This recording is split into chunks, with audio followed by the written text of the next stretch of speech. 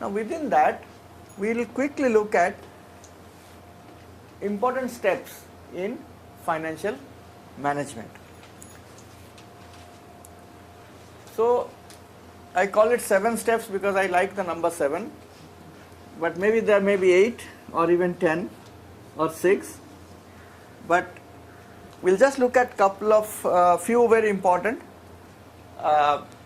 steps in financial management. Now the first step, what is the very first step?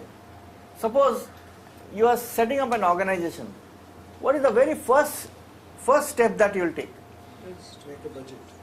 Financial management, not setting up an organization, not in terms of registration and all. Financial management. Budget. You will make a budget. Ensure that you get the funds. Ensure that, okay, now funds are ensured. After that, see, because I said I'm not good in raising funds, I'm good in spending funds. No, but if you're not going to get funds, you won't start the project. No, but after you have got the funds, what will you do? How will you go around? Budgeting. Find out requirement. Find out first Requirement. See, budget, of course, you have to make the budget and then of course propose and get the funds.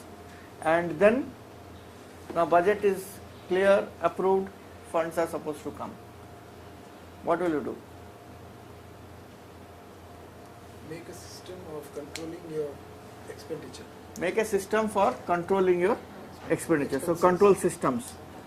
See, one of the things that is very important in an organization to set up is policies or the framework. First of all, we have to set up the framework. What kind of framework or policies that an organization should have. How shall we spend this money? For example, whether we'll spend it in cash or through checks. Only by checks, or even we will have cash transactions.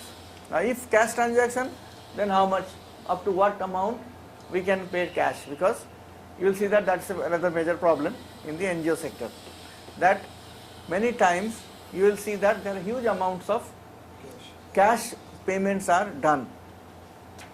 So what should be our policy for payments? What should be our policy for advances? Nobody will be able to give money from their own side or invest and then get it reimbursed. So about advances. So there are many these kind of issues one needs to be sorting out. So therefore, setting up of policies is a very important, or setting up the framework. Framework is a very important thing to set up. The second, of course, budgeting, or maybe budgeting first, whatever it is. Budgeting is a very important process. Budgeting is, of course, we are having almost half a day for budgeting, so therefore we are not going to look at budgeting now. But budgeting is not only making the budget.